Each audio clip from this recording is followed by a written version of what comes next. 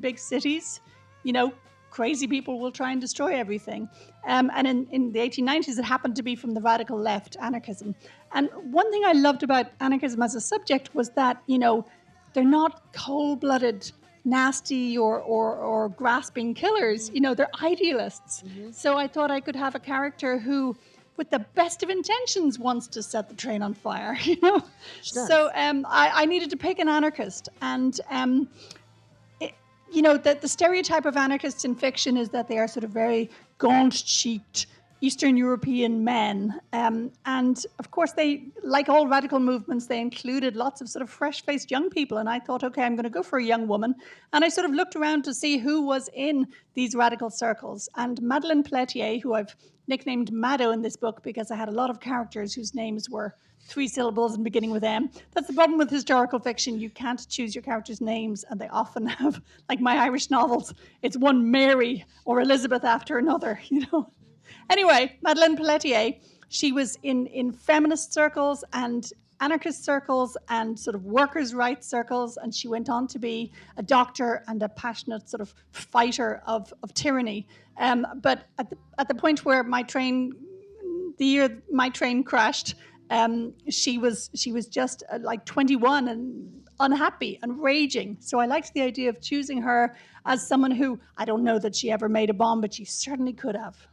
Yeah, and as you note, she is this idealist and sort of trying to be a pragmatist in some ways as she's in this train car surrounded by people. Like she starts to think about the people around her.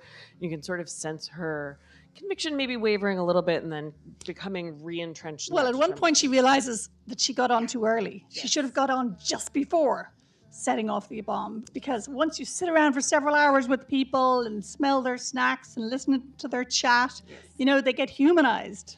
They do, and she sort of meets a little bit of a foil, a Russian emigre, Blonska, who doesn't necessarily want to mother her, I get the sense, but wants to like mentor her and like help her turn. She sees that rage in her. Yeah, Blonska's another real person. And, you know, it's funny, I only knew maybe about 8 of the real passengers on that train.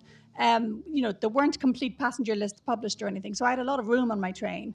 And I thought, well, I could just make up lots of people, but to be honest, 1890s France and Paris in particular was such a hub for interesting, lively people, from, you know, the man who was working on his plans for a metro for Paris, to an American painter, to a Cambodian student, an Irish, you know, student who would go on to be a playwright, sing. There were just so many interesting people around. I thought, okay, I will invite onto my train anyone who could plausibly have been there. So, yeah, Blonska was this Russian kind of charity social worker, really, in that she worked as a librarian for various literary men, and then in her spare time she would basically seek out anyone who needed help and help them negotiate with their landlord. And she was very austere and lived on as little as possible. And I just loved the idea that she would have the same kind of wish to mend the world as Madeleine Pelletier, but would be older and far less entranced by the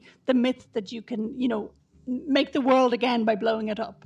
Well, and Maddo does not randomly board this train. I think the other important thing to know about our fellow passengers, if you will, is that we have a number of politicians aboard, and I would love for you to share a bit, including one in his very own fancy private car, where these men are going, because they are all men, of course, and if you can sort of give us a sense of where they're going and the political climate. This is a very DC question. Yes. Let's talk politics. As far as I could tell, all that was different about that particular day was that there were 3 members of Parliament, members of the National Assembly on it, and 2 of them seemed to have been spending the weekend at the country house of one of them, and a third was unrelated and was travelling with the sister of a 4th one. So, you know, I thought they were probably having an affair, because really, why else would he have been on the train with his colleague's sister? Anyway, one of them asked, could the train, which was only meant to do 4 stops, could it stop in the village nearest his country home, and could he attach his private carriage? And he probably thought, like, well, my wife is ill, we need an invalid carriage. They'll be passing nearby anyway, why not have them stop? So he was, you know, an entitled fellow. And he probably thought, oh, I'll only be delaying the train a little bit. And indeed, it only delayed the train 10 minutes. But that was enough to send the crew of the train into conniptions, because the system guaranteed punctuality, and the crew were given a huge bonus every Christmas if they kept up their punctuality throughout the year. And in particular, the driver and the stoker, the ones who were really in charge of the actual speed of the train, they got up to a 40% bonus if they could keep their use of water and coal low enough and yet be punctual. So they were basically under massive pressure to make up those 10 minutes, and that seems to have been what brought on the disaster. So to me, it struck me as a perfect little sort of fable of runaway capitalism and the pressures of the job, you know? It seems like the most stressful job. I will say, and I both enjoy the passages with the stoker and the driver and was so stressed out by them. And they have a really beautiful sort of relationship that you explore and share with us over the course of the novel that shows how close you had to be to work those extremely dangerous, extremely, to your point, high stakes jobs. How important was it for them to be in sync in their work, in their life? It was crucial. They couldn't hear each other, right? Because the train was so noisy. So they're both standing on this metal plate between the bunker of coal and the furnace roaring in front of them. And it's just deafening and shaking, and they've no shelter over them. So they're just standing there frozen. And for instance, there's no speedometer. There's no way to tell how fast you're going except by like leaning out, and counting the telegraph poles, for instance, or assessing the speed of the train in some other way. So it's a totally physical job, and they can't speak except when they're stopped at stops. So I thought of them as, almost like, being dancers, that it had to be an absolutely graceful way of working with each other and never banging into each other. I mean, the stoker is shoveling coal, a shovel full of coal in several times a minute. So I was also struck by a mention in Zola's novel La Bête Humaine. He says that the railway companies always make sure that the driver and stoker, who are always with the same train, by the way, it's an absolutely set three-way relationship, that the company puts them in a boarding house in the same room with their beds shoved close up against each other so that they'll get on really well. I was like, is it just me, or is this some weird kind of emotional labor the company is asking for as part of your job?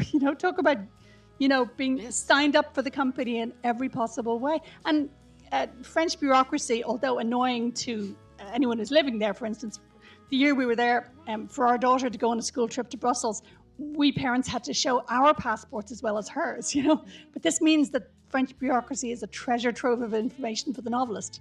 So I know that the driver, Guillaume Pellerin, his father was called Guillaume Pellerin, and so was his son, and they were all train drivers and all buried in the same hole in Montparnasse. So, this was a job not just for life, but for generations. For families, right. And I mean, to your point, it was so interesting to read this novel and think about the incredible strides of technology that were happening and that were expanding people's worlds and lives, right? And at the same time, to your point, there's no speedometer. So you're like, hang on, wait a second. Things maybe feel a little bit out of order at points. And I wonder if you could share a little bit too about how some of the passengers aboard, there's a woman with a bushel of oysters, and there's a family. She has to get there fast to sell the oysters before they rot, right? She doesn't have air conditioning. The oysters do not have all day. There's, Camembert. Camembert became this great success only at the point where trains could get it to ships fast enough that you could sell your Normandy cheese in New York. Because before that, it was just going to go rancid before you got there. So yeah, the trains were such a liberation. And yet they routinely killed not so much passengers, but, workmen on the line were routinely smashed to pieces. Surgeons were kept on call and on staff by the railway companies to run in and do an amputation as needed. It was one of those jobs that costs a huge amount. So when we read about, migrant workers dying of heat in the Gulf states preparing a football stadium, it's exactly the same kind of dynamic. It is really incredible. And again, it is that sort of culture shaping dynamic because, as you just noted, you can sell your goods farther afield. It is changing the automobiles are also coming on the market. So there's roads, there's, I think this sort of shift happening along with this that's driven by this technology. And the people on board are having both this opportunity and then, to your point, there's also this tremendous human cost. And of course, the people on board, I've written this novel on many a train and a subway, and, we all feel we have a good reason for needing to get there on time, and I wanted to capture also the sheer pleasure of speed. It's been described as sort of the only distinctively modern, newly invented pleasure. So there are people on my train who are doing bicycle trips and who ski and who are inventing moving pictures, for instance, are using typewriters, all these delightful new technologies of speed, which, many of which we use today, and yet there are costs. There are costs, and there is also this sense of, the fate of travel and where you happen to sit and who you might strike a conversation up with. As you note, there are these photographers, and they're striking up a conversation with artists, and there's, all of these different sort of matches happening. There's a young woman studying medicine who notices some symptoms in someone she sits next to and strikes up a conversation. And I think just that notion of fate and how your day, your life can change depending on who you sit next to is such an interesting thread you explore in this novel as well. And it's funny, when I began the novel, I probably thought, oh, the train, that's a great shape for a narrative. So I was thinking of like a train journey as a book, or a book as a train. But as I worked on it for longer, I began to think of the train as an image for a human life. How like, oh, you think you have the full 8 hours ahead. You think you're riding this train all the way till Paris, but actually your journey could be truncated at any moment, You can also, there's one young lad who sleeps and overshoots his stop, which I think we've all done on Metro at some point in our lives. The other just image that really is going to stay with me from this novel, I think we tend to maybe consider getting a coffee on the go a really modern, like, so of the moment invention. You have a gentleman who has a coffee pot, quite literally, on this train. I found him in a painting in the Paris Historical Museum. He's wearing this gigantic tank strapped to his back with a stick to support it, but he can't ever sit down. And he's serving coffee from little taps on his chest. They didn't have takeout cups, but they had little bone cups on a chain. So you'd he'd add milk, give you your coffee, you'd drink it, and then, he'd wipe it out before the next person. So yeah, he struck me as an essential element because, we can all relate to just grab a quick coffee, Need to grab that quick coffee on the train. As we've talked about a few of the characters already, I mean, it's so interesting to me as I was reading this novel.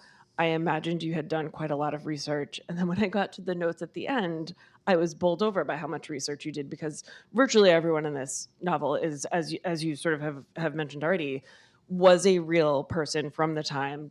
Some were for sure on the train's logs for that day. Others you sort of decide and place on the train.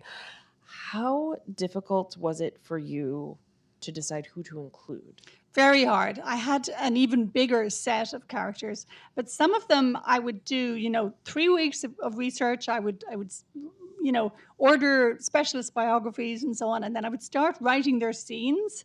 I remember with a couple of people in particular, I found myself thinking, well, no, you're a great character, but you're not having a particularly interesting day on this train on the 22nd of October, 1895. And it's not that anything big and dramatic needed to happen. With one family, all that happens is that, their daughter is going to die the following year. That's all I knew. And so I knew that she was ill, but the family might not have noticed. So that to me was an interesting situation. And there's an American painter on that train who, again, nothing big happens except a bit of a flirtation, but I thought his subjectivity would be fascinating because he's used to, trains in the American South where he, being African American, is going to be, thrown off by the conductor if they find him in any but the colored car, which was so hideous. The conductors used to pee on the upholstery deliberately.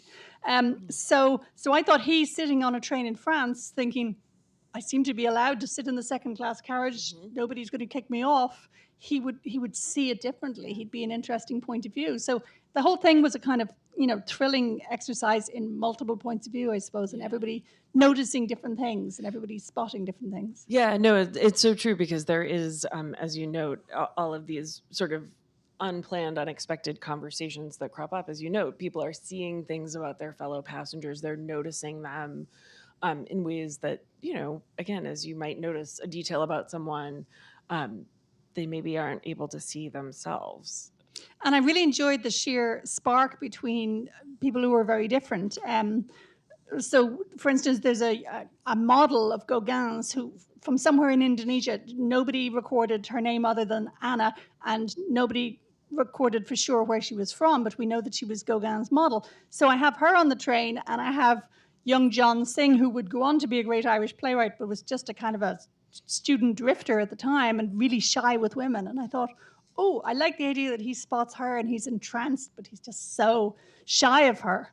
So yeah, it was a bit like being a salon hostess, going like, "Oh, you, my dear, come and talk to him." Yes, and the interactions again vary by train car, vary by the class of the train car and the type of conversation that would or would not be considered appropriate. They have much more interesting conversations, in third. And one young woman is actually itching to do a bit of work, but there's a sort of taboo about her taking out the typewriter in front of other people. So she slips from first class into second class just to get a bit of privacy, and then somebody comes in and she can't work anymore.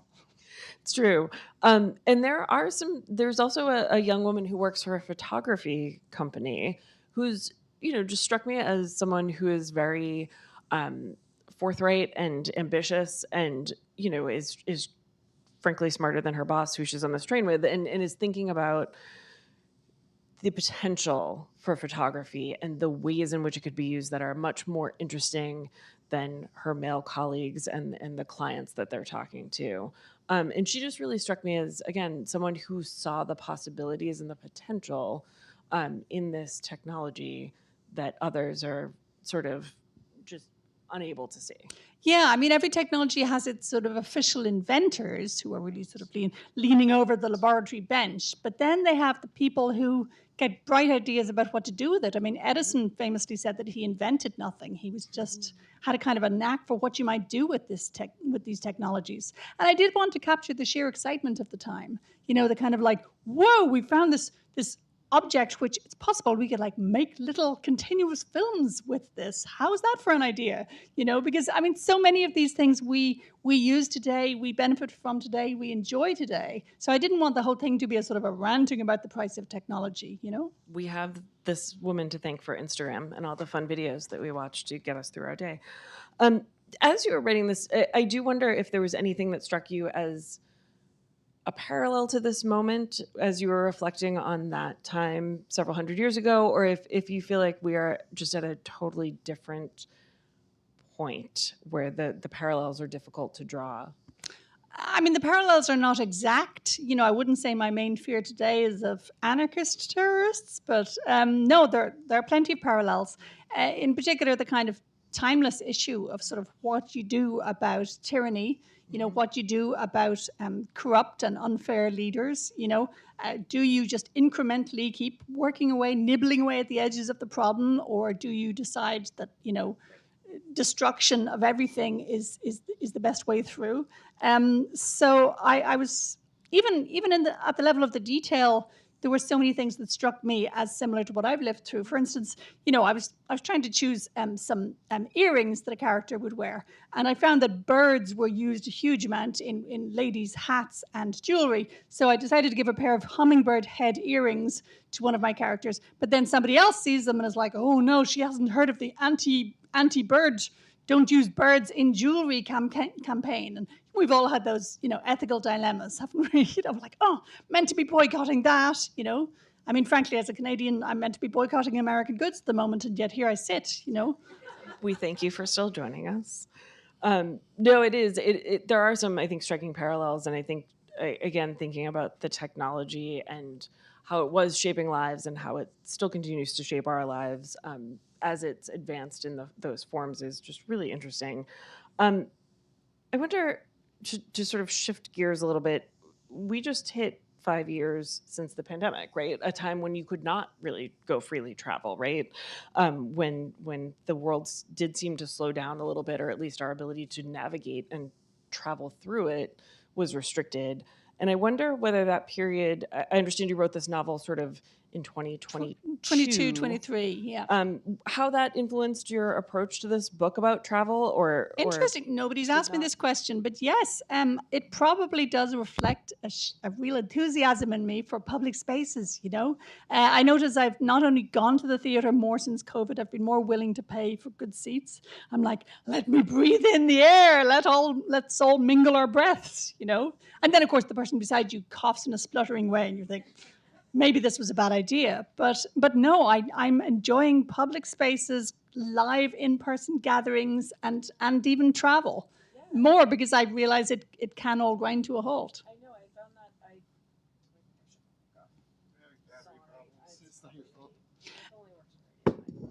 Hello. No, it's true though. I was just on a flight and I was like, oh, I'm glad to be aboard this sky bus. This is nice, in ways that I would have just groused about before 2020. There's something to it. But one more thing in answer to your question about the political parallels. When I was writing it, I would have thought, okay, it's self-evidently going to make a more interesting train if I populated with the most diverse range of people, geographically, in terms of age, in terms of class, sexuality, everything. And yet to be promoting a book and emphasizing diversity has become newly politicized. It's something that you actually have to argue for and say, yes, I choose this kind of book. This is the kind of book I want to read and write. This is the kind of world I want to live in. The more varied, the merrier. Yes, and there is, truly there is a fascinating variety of people on this train, and as you note, that is an important thing to continue to share and put out into the world and to see. And it's something that Emma, I want to ask you about this, because people want to define you. They want to put you in categories in ways that I wonder how you feel about, because I think something I've always appreciated about your novels, as I've read quite a few of them, although you've written more than I can keep up with, to be fair. To be fair, I've written more than my own family can keep up with. My family tend to cringe now and say, I haven't had a chance to read the last. But I think people do want to slot folks into categories. But what I enjoy about you, I'll read anything you've written because I know it will be interesting and well-crafted, but I don't expect the same thing twice, right? Like there are some authors and some, I love my murdery books, I love my romance, but like there are some authors who I know are just going to take me someplace interesting and I trust them, which I would say about you, but others want to put you into they want to say, oh, she's an Irish writer, she's Canadian, she's this, she's that. Do you feel there is a uniting theme or thread to your work, or do you sort of resist that notion? I think people can be a little bit too neat in their interpretations. For instance, I've seen this one and The Wonder and Room all described as kind of locked room fiction, as it were, in that there's an element of confinement or constriction. And I would say if they're all the same thing, these are three very different locked rooms, right? One's actually a locked room and one is a high-speed train. They can all get off at any point. And in The Wonder, the little girl's sense of enclosure was created by her choosing to stop eating and sort of withdraw from the world. So there's a lot of variety there. There are certain strands I definitely see. My kids would say with derision that I have not had an original idea for 21 years because that's how long I've been writing about them. So there have been children, and often children in some kind of peril or some kind of encounter between a child and an adult that's going to demand something of the adult for the last 21 years. So clearly parenthood has been a shock that I still haven't got over, even though I chose it. So the kids are a great kind of content mill for me. And there's an abiding interest in history, which began with my being curious about the history of women, but that's really come to extend to the history of anyone who's not, at the heart of the official version of history. And I suppose there's a kind of a revisionist impulse. Let's write a version of 1895 Paris, which is not exactly what you would expect, Right, as you know. And yet which is grounded in in reality. Archives, yeah. And this is a wonderful era to be writing historical fiction because the archives are stunning. You know, the genealogical databases, every year there are more sources to access and different ways to search them. It's wonderful. Yeah, I know there's so much available. And I mean, I know you spent time in France writing this book, but also you can access it from, touch of a button, which is amazing. I have a couple more questions, then we're going to turn it over to you also. If you have questions and want to start to make your way towards the microphone, we'll come to you in just a moment. But you are also a rare find among writers because you are a career writer. I mean, your output is impressive because you've been doing this for most of your I have no other skills. life. I mean, you know, I was sacked as a chambermaid. And honestly, I sometimes think, what could I do? You know, when I'm helping my son apply for jobs at the age of 21, I'm thinking, I'm not qualified for that one or that one or that one. But we all fake it till we make it, and you've made it as a writer. But you also write across so many different platforms, right? You write for the screen, you write for the stage, you write for radio. Is there a constant you find in that work, or is there a particular sort of type of writing that you find more or less challenging? I would say the permanent thing is variety. I need variety so as not to get bored. So even within historical fiction, I like, 7th century Ireland, 19th century Paris. I'm trying something set in the near future. So I like to get around on my time machine.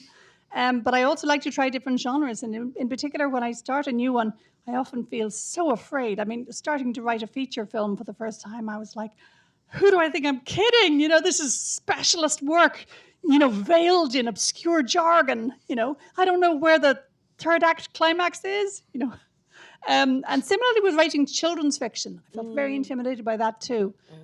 So with all these forms, I love the new challenge. I love realizing that the so-called rules of the genre are not hard and fast rules at all. And I like the variety in how they're put together as well. For instance, quite apart from how a play is different from a film and a book, I would say how you make them is different. Because in the case of a book, you're at home alone, but you get to create all the world of the book. With a play, it's really only half made at the point where you sit down with actors. And, on the first day with actors, I'm always just slashing through entire speeches of mine thinking, don't need that, don't need that. She's communicated that with a glance. And then with a film, you as the writer have so little power, and you might write 20 drafts and you still feel like they're humble scrivener because they're always going to bring on more execs to give you notes.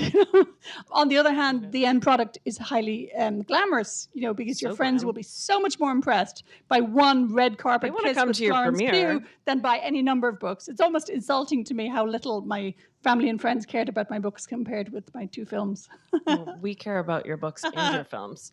And look forward to where your curiosity takes you next after this. And I do I feel like this is very much a novel that I could see. So I hope it does make it to a screen near me sometime. You never know. Last question for you, and then we'll turn it over. Are you traveling by train on your book tour? I have been indeed. That's not going to be true when I get to Idaho and Seattle and so on. But so far it's been all trains. Yeah, and I've really enjoyed it. I love I love North American trains and how they go like choo choo in the night. Very atmospheric. It is extremely. Though I have noticed one unnerving thing. When your train has not yet come in now, the electronic sign says train boarding. I'm thinking, where? How? And then I was, on a lonely platform in New Haven, and it even said last call. I was thinking the train's invisible, So I think they should rephrase that. They need to work on their signage. That sounds automated. The bots have taken over the signs. Sir, did you have a question? Anyone else, please? Yes. When I got out of my chair, I had 3 questions. By the time I made it here, one of them was asked and fully covered. Another one was kind of approached, but so I guess I'll ask that one, and depending on how crowded it gets here, I'll just forget about the third one. The second one had to do with the movie platform rather than the novel. So the book features this diversity of people. That seems to be one of the main themes. There are lots of, and I'm wondering about movies. Trying to grasp that same idea. There are lots of romantic train stories, even from the 1890s. And they work really well, but there's usually one main plot, one main story, and one character and surrounding characters on that plot. In this case, it sounds like there's almost equal weighting to a number of different plots or a number of different stories that are going on. I don't know if that's true or not, but the question is a movie or movies a good place to handle something that wants to give more or less equal and run through a series of stories without any one of them being a dominant. Now, of course, we're all heading towards disaster, and I guess everybody that goes into the theater is going to know that. So there's that to hold people's attention. But no, you're absolutely right. If I was going to make a movie of this, the first question I would consider would be, which strands to make central. Because while you can have an ensemble piece, I think we still need just a few people to really invest in. It could be that, like I remember I did a collection of stories once, fairy tales, and there were 13 of them. And then I was offered the chance to adapt them for the stage, and I immediately plucked out the 5 of them which were most theatrical. And so much smaller, and I interwove them. I had the same sort of character types come up in several of them. So yes, I would say anytime I've adapted something for film, there's been a ruthless streamlining. The time-based arts, so theater and film and radio drama, like all the forms of drama, right. You can't go on as long. You have to be really very ruthless in your cutting down. A novel is a great way to start a project in that it gives it the most fully spelled out and fully imagined form. It's great for kind of world building. But yeah, I agree. For a film, what pulls together films like Murder on the Orient Express is that there's the single kind of murder and detective action. Right. So this one isn't a detective story, but there is the issue of the anarchist. So yes, it probably would focus on her. Right. I suppose one thing I've really enjoyed about getting to adapt my own work for film and stage is that I really notice what's inherently strong about each of these genres. So you might think, having done like Room the Book, Room the Film, and Room the Play, that would be just a triple-decker ego trip. But actually, no, it completely focuses my mind on like, oh, film is incredibly good at naturalism and verisimilitude and making you feel you're actually in that room. And then theater is so great at doing the opposite thing, making the audience aware, we're making all this up. None of this is real. You can see the edge of the stage. You can tell that it's not real, and yet we're all choosing collectively to believe it. So I absolutely love the way the genres are different from each other. So far from wanting to make my novels more like films, I quite like them being separate. Do you remember another of your questions? Yes, I do. It's a simpler one, I guess, really. But it's also diversity related. So the folks on the train come from not only different countries, but different continents, it sounds like, Africa, Asia, and Europe. And in reality, they presumably knew French or they struggled with it.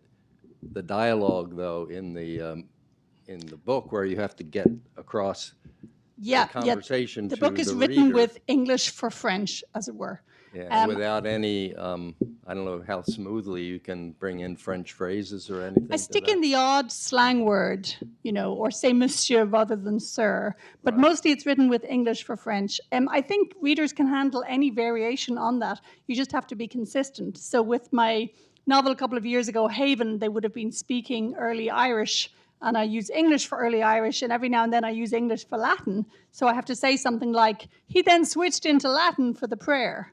And similarly with this, I have a conversation between Henry Osawa Tanner, the painter, who'd have been speaking bad French, and Marcel de Heredia, this young scientist who'd have been speaking fluent French. And, I do the whole thing in English, but I say things like, he said in bad French, and then she at a certain point says, we can speak English, to make it easier. So I find just if you're clear enough from the beginning about what you're doing, readers can get used to that.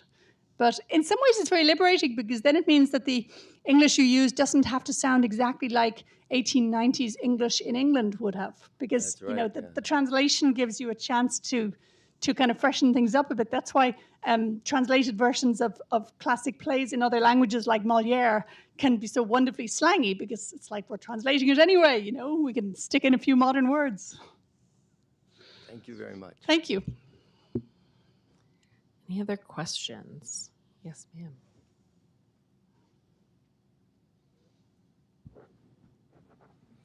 I have a question about the research. You mentioned, you know, how rich it is now with all the easy to access archives.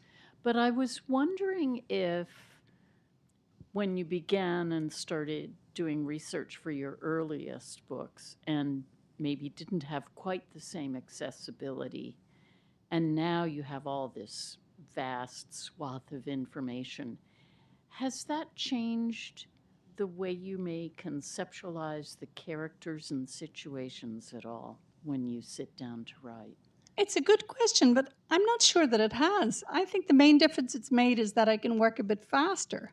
So the first book of mine that needed a lot of research was a novel called Slammerkin, set in the 18th century. And I researched that one entirely with books, right? So, and if some of those books used data sources like one book by Randolph Trumbach looked at the registers of the Magdalen Hospital. So all the women who were admitted to this institution basically had to fill in a form saying, you know, who had taken their virtue and how they wound up with syphilis, that kind of thing. So that kind of source you could probably go straight to nowadays. So I used to say my historical novels took maybe 2 to 3 years to write, and now I would say they're faster because I can do a huge amount of trawling through the sources. The fundamental things you need to do with the research have been unchanged since the late 90s, in that there's always been more information than you could possibly use, and you have to throw much of it away or let it sit in your files. Just say to yourself, I enjoyed researching that.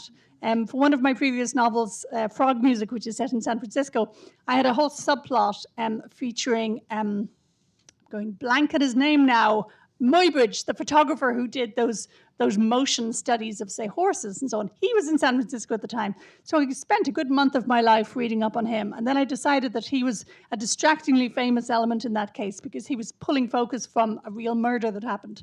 So I cut him out. But I'll never have regret having done like a little mini research exercise on him. And the same with the Paris Express.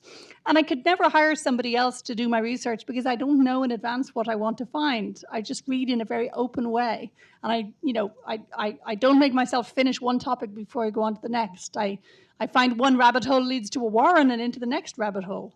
So no, I don't think it has changed things much. I just find it so enjoyable, and I always find new and interesting things, partly because, of course, I'm drawing on the work of others. I mean, I'm using the work of other scholars, and as those other scholars have asked new questions or have had new qualms or new reservations, I'm getting to soak up their new insights. So, you know, when someone like me says she's done her research, you know, I'm sure the scholars often feel like she's read my book, you know.